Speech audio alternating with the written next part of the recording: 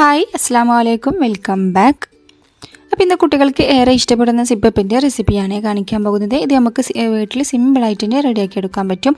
അധികം ടൈമോ ആദ്യം ഇൻഗ്രീഡിയൻസോ ഒന്നും ഇതിലേക്ക് ആവശ്യമായിട്ടില്ല കേട്ടോ. ഞാനിപ്പോൾ പാല് മാത്രമേ ഇതിലേക്ക് എടുക്കുന്നുള്ളൂ. അപ്പോൾ വീട്ടിലേക്ക് കടക്കുന്നതിന് മുമ്പ് ആരെങ്കിലും എൻ്റെ ചാനൽ ആദ്യമായി കാണുന്നവരുണ്ടെങ്കിൽ അതുപോലെ തന്നെ സബ്സ്ക്രൈബ് ചെയ്യാത്തവരുണ്ടെങ്കിൽ പ്ലീസ് ഒന്ന് സബ്സ്ക്രൈബ് ചെയ്ത് സപ്പോർട്ട് ചെയ്യുക. അപ്പോൾ നിങ്ങൾ വീഡിയോ സ്കിപ്പ് ചെയ്യാതെ മുഴുവനായിട്ട് തന്നെ കാണാനായിട്ട് ശ്രദ്ധിക്കുക. കണ്ടുകൊണ്ടിരിക്കുന്ന സമയത്ത് ഇഷ്ടപ്പെടാമെന്നുണ്ടെങ്കിൽ ലൈക്ക് ചെയ്യാനും ഷെയർ ചെയ്യാനും കമൻറ്റ് ചെയ്യാനും മറക്കരുത്.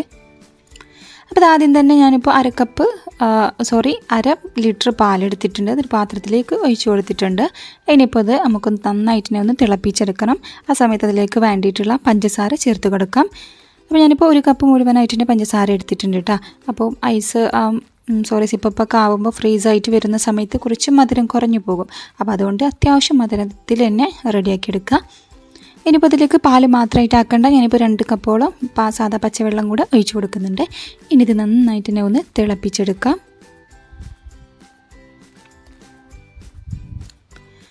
അപ്പോൾ നമ്മൾ സാധാരണ ഫ്രൂട്ട്സൊക്കെ കിട്ടുകയാണെങ്കിൽ ഫ്രഷ് ആയിട്ടുള്ള ജ്യൂസ് അടിച്ചിട്ട് ഐസിൻ്റെ അതിലാക്കി കൊടുത്തു കഴിഞ്ഞാലും സിപ്പപ്പ് റെഡിയാക്കി എടുക്കാൻ പറ്റും കേട്ടോ. ഞാനിപ്പോൾ പാലിലാണ് റെഡിയാക്കി എടുക്കുന്നത്. ഇനി ഞാനിപ്പോൾ ഇത് 2 ഫ്ലേവറിലാക്കിയിട്ട് ഉണ്ടാക്കിയെടുക്കുന്നുണ്ട്. ഒന്ന് ഇതുപോലെ പ്ലെയിനായിട്ട് ഈ ഒരു പാലിൻ്റെ മിക്സ് മാത്രമായിട്ട് തന്നെ ആക്കിയെടുക്കുകയാണ്. അപ്പോൾ അതിന് വേണ്ടിയിട്ട് കുറച്ച് പാലിത ഒരു ജാറിൽ മാറ്റി വെക്കുന്നുണ്ട്.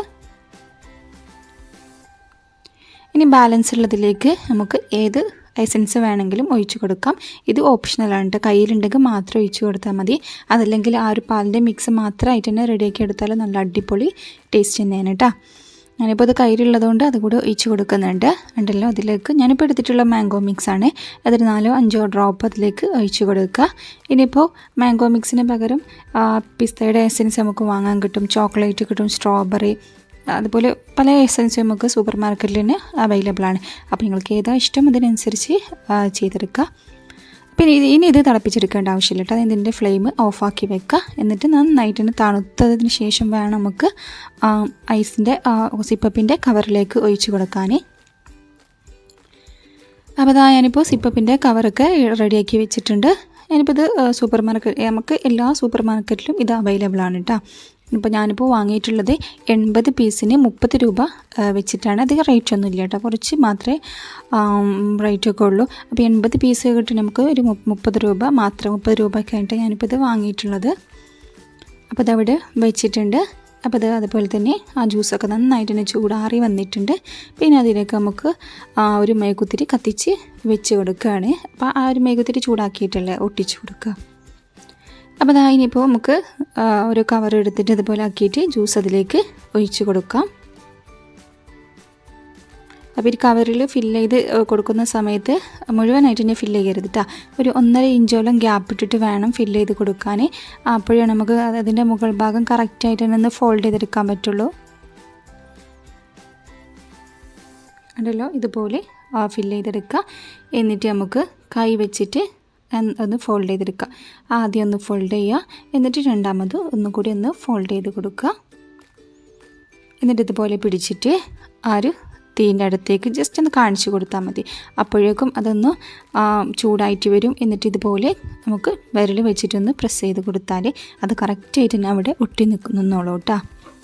അപ്പോൾ കൂടുതൽ ആ തീൻ്റെ അടുത്തേക്കൊന്നും കൊണ്ടുപോകരുത്. അപ്പോൾ ഓവറായിട്ട് തന്നെ ഉരുക്കിയിട്ട് ഫില്ലിംഗ് ഒക്കെ പുറത്തേക്ക് വരാൻ ചാൻസ് ഉണ്ട്. ജസ്റ്റ് ഒന്ന് ഇതുപോലെ ഒന്ന് ചൂടാക്കി കൊടുക്കുക. എന്നിട്ട് കൈ വെച്ചിട്ടൊന്ന് പ്രസ് ചെയ്ത് കൊടുക്കുക. അത്രേ പണിയുള്ളൂ. ഉണ്ടല്ലോ, ഒട്ടും പുറത്തേക്കൊന്നും വരുന്നില്ല. ഇനി നമുക്കത് മുഴുവനായിട്ട് തന്നെ ചെയ്തെടുക്കാം. അപ്പോൾ ഞാനിപ്പോൾ മാംഗോയുടെ മൊത്തമായിട്ട് തന്നെ ചെയ്തെടുത്തിട്ടുണ്ട്. ഇനി നമുക്ക് വൈറ്റും കൂടെ ഇതുപോലെ തന്നെ ഫില്ല് ചെയ്തിട്ടെടുക്കാം. അപ്പോൾ ഞാനിപ്പോൾ വൈറ്റും യെല്ലോയും മൊത്തമായിട്ട് തന്നെ ഫില്ല് ചെയ്തെടുത്തിട്ടുണ്ട്. ബാറ്ററി തീരുന്നത് വരെ ഞാനിപ്പോൾ ഫില്ല് ചെയ്തെടുത്തിട്ടുണ്ട് കേട്ടോ. ഇനിയിപ്പോൾ നമുക്കിത് ഫ്രീസറിൽ വെച്ചിട്ട് നന്നായിട്ട് തന്നെ ഒന്ന് ഫ്രീസ് ചെയ്തെടുക്കണം. ഞാനിപ്പോൾ ഉണ്ടാക്കുന്നത് രാത്രിയിലാണ്. ഇനി ഞാൻ രാവിലെ ആവുന്ന സമയത്ത് കാണിച്ചു തരാം. ഓവർനൈറ്റ് ഫ്രീസ് ചെയ്തെടുക്കുമ്പോഴാണ് കറക്റ്റായിട്ട് തന്നെ നമുക്ക് കട്ടയായിട്ടുണ്ടാവും. അപ്പോൾ ഇതാ ഇതിപ്പോൾ ഇവിടെ രാവിലെ ആയിട്ടുണ്ട് കണ്ടല്ലോ. ഇതിപ്പോൾ കറക്റ്റായിട്ട് തന്നെ കിട്ടിയിട്ടുണ്ട് കേട്ടോ.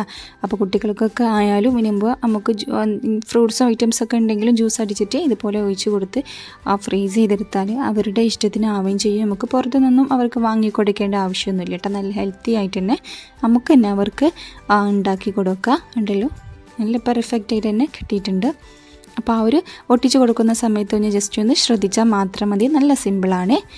അപ്പോൾ ഈ വീഡിയോ ഇഷ്ടപ്പെട്ടാൽ ലൈക്ക് ചെയ്യുക, ഷെയർ ചെയ്യുക, കമൻറ്റ് ചെയ്യുക. സബ്സ്ക്രൈബ് ചെയ്യാത്തവരുണ്ടെങ്കിൽ പ്ലീസ് ഒന്ന് സബ്സ്ക്രൈബ് ചെയ്ത് സപ്പോർട്ട് ചെയ്യുക. പുതിയ വീഡിയോയുമായി വീണ്ടും വരാം. അതുവരെ താങ്ക്സ് ഫോർ വാച്ചിങ്. ബൈ.